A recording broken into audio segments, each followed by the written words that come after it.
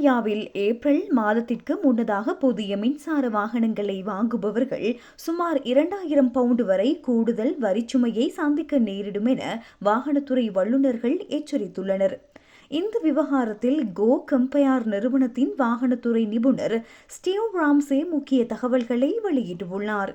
சொகுசு கார் வரி நடைமுறையின் கீழ் 40,000 பவுண்டுகளுக்கு அதிகமான விலையுள்ள கார்களை கொள்வனவு செய்வோர் சாதாரண வாகன வரியுடன் சேர்த்து அடுத்த 5 ஆண்டுகளுக்கு ஆண்டுதோறும் சுமார் 410 பவுண்டு கூடுதல் வரியை செலுத்த வேண்டும். இதன் மொத்த மதிப்பு 5 ஆண்டுகளில் 2000 பவுண்டுகளுக்கும் அதிகம் என்பதால் இது நுகர்வோருக்கு பெரும் சுமையாகும்.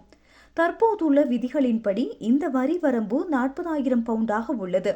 எதிர்வரும் ஏப்ரல் மாதம் முதல் பூஜ்ஜிய உமிழ்வு கொண்ட மின்சார வாகனங்களுக்காக இந்த வரம்பு 50,000 பவுண்டாக உயர்த்தப்படுகின்றது.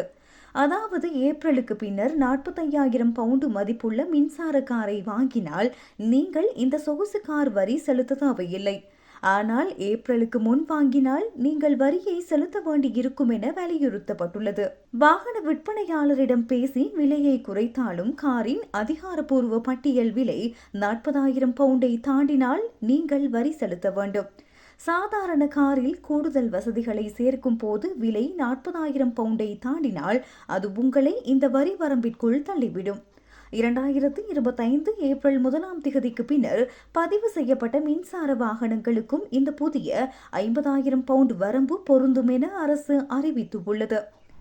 இதனால் 2025இல் 45,000 பவுண்டுகளுக்கு கார் வாங்கியவர்கள் இனிவரும் காலங்களில் இந்த வரியை செலுத்த வேண்டிய அவசியம் இருக்காது. நீங்கள் வாங்க திட்டமிட்டுள்ள மின்சார காரின் விலை 40,000 பவுண்டு முதல் 50,000 பவுண்டு வரை இருந்தால் ஏப்ரல் மாதம் வரை காத்திருந்து வாங்குவது உங்களுக்கு 2,000 பவுண்டு வரை சேமிப்பை தரக்கூடும் என நிபுணர்கள் சுட்டிக்காட்டியுள்ளனர்.